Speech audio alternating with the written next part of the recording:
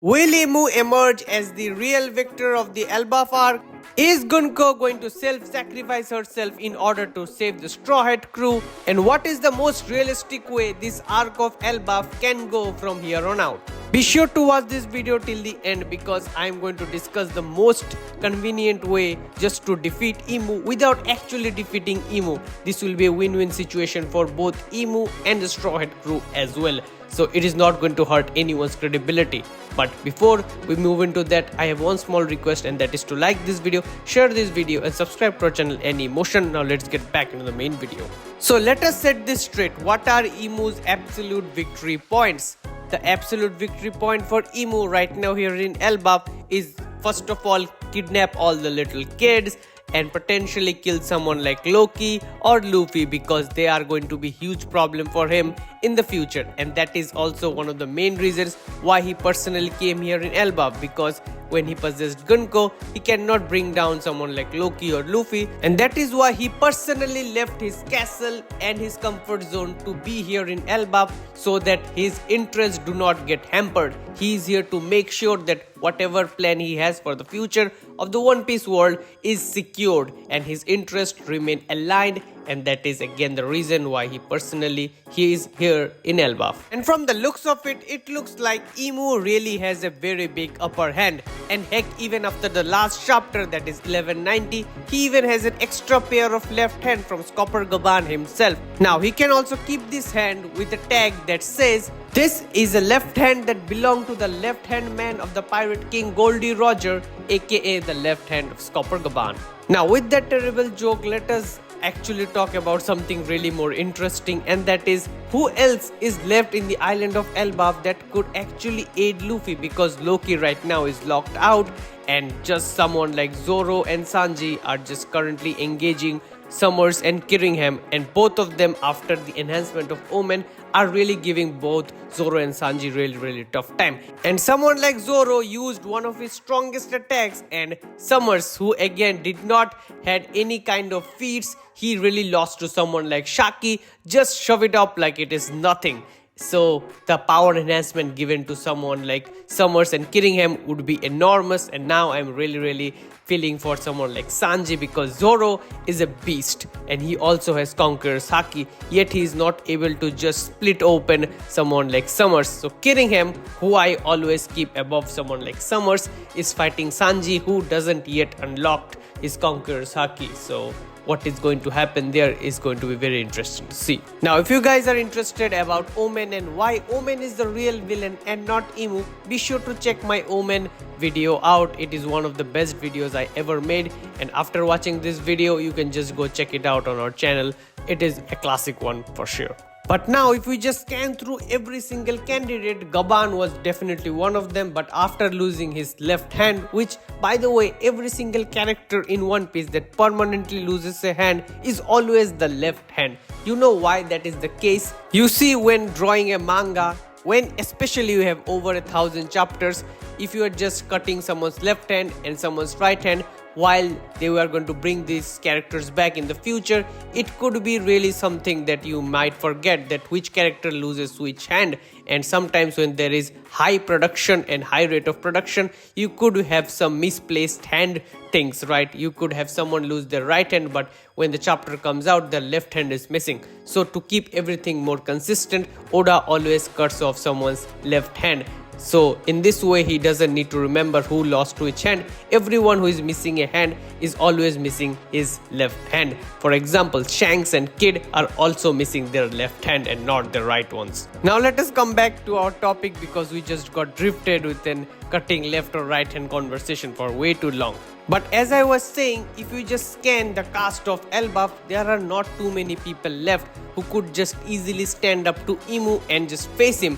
And even someone as strong as Gaban did not last too long. So if we just start to scan every single person who is actually not fighting right now and could give Luffy a hand, the cast becomes so small that there is just one person who stands out, and that is Gunko. Yes, the person who Emu was just controlling before he just personally arrived in Elbaf is the key and could potentially be the main element that drives Emu away. Yes, Emu is not going to lose right now. There is no way Emu loses, but Gunko could be the key that just drives Emu away. And this is also the most realistic way Emu could just be defeated while also not being actually defeated, like driving him away from Elbaf.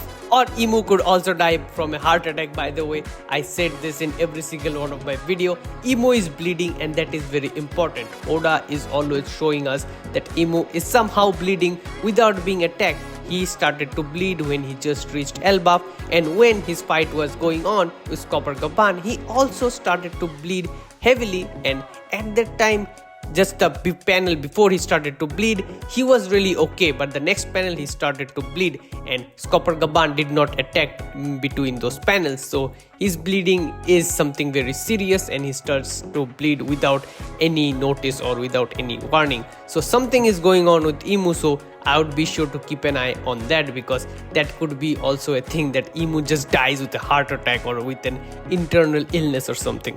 Now let us come back to the point, that is, how could Gunko assist someone like Luffy, and mainly Brook, because she and Brook are going to have some heartfelt moment for sure, because it is a 60+ year reunion at this point, so we're going to see some heartwarming panels at the least, and we're going to see maybe some heartbroken panels after Emu and Gunko are done with each other, because Gunko could even potentially sacrifice herself. Now let me just tell you how Gunko could help Luffy in order to just drive away Emu, and again not beat Emu all in out, because Emu is not going to be defeated again, not in this arc, not completely, but he could always be driven away. So the plan is pretty simple.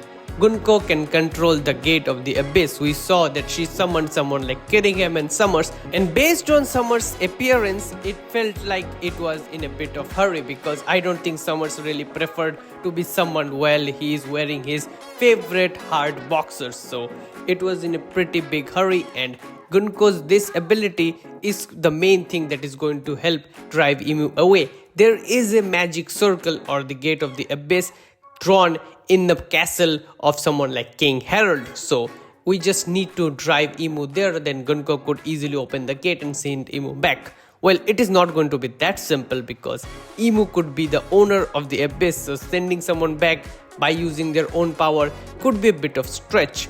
But if we just add self-sacrifice to that point, maybe something could be done at that thing. And this is where it becomes even more interesting, because Gunko and Emu are literally connected, because Gunko was the personal assistant to Emu. We saw her in the throne room. Yes, when Emu was just a shadow figure, the person who always appeared behind Emu was Narona Gunko. Okay, she's not Narona Gunko, she's from the Menmire family, but it always sounds pretty cool, right?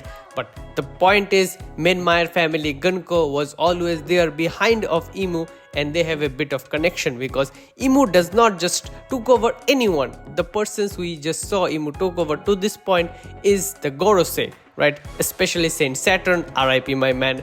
You are always going to be remembered as one of the most iconic and hated villain of One Piece, and as a villain he did a very well job, because everyone just hates him. So as a villain character he did great, but potentially he's the only person Emu just took over. The other person he did was King Harold. So Emu just takes over some high potential level characters, and someone like Saint Kirringham and Saint Summers could be a topic that Emu could just take them over as well, but he did not. The only person he chose to took over is Gunko, and there could be a reason, because Gunko has some ocular jutsu abilities or some blood related jutsu abilities. We did not get a clarification on what their ocular powers are, but she has some special abilities, and maybe due to those abilities Emu prefers to take over Gunko than someone like Kirringham or Summers. And this ability could also be used with a self-sacrifice, because in the end self-sacrifice or self-sacrificing someone is something very anime-ish thing that gives a person who is self-sacrificing themselves kind of unlimited power. Look at 8 gates from Might Guy against Madara.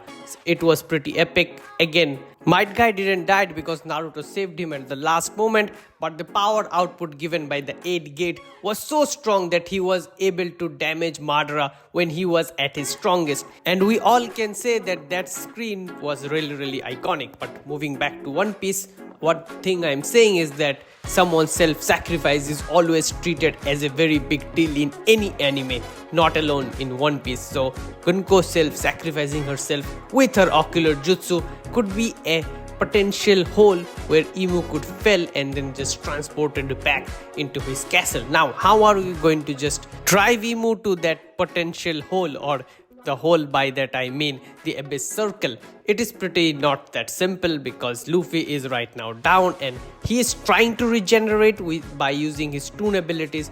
Again, Gear 5th could do whatever Luffy imagined. So if imagine himself being regenerated or being healed, he could also in theory do that, and maybe we are also going to see that right now. He is just going to regenerate or going to heal himself, maybe not at 100% but at a certain 90-95%, to that point that he could just stand back up and fight Emu again. And he cannot defeat Emu right now, let us just be clear. Even if he uses all kind of his haki moves, his most concentrated haki attacks, Emu is not going to lose. So the only way I'm seeing right now is just to drive Emu back to his castle with the help of Gunko. Maybe just Gunko self-sacrifices herself in order to just drive Emu away with his own abilities, and then we could all just take a nap, just sit back and relax here in Elbaf for a moment, because we have a lot of improvement to do, because Emu was a villain that just shows us we are not yet at the peak strength of One Piece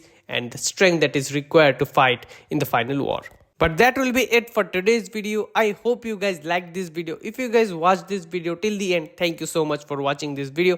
Be sure to like this video, share this video with your fellow One Piece and anime fans, subscribe to our channel Anymotion. If you guys have any kind of theory, ideas or anything, be sure to write them down in the comment section down below. And with that out of the way, I'm out. Peace.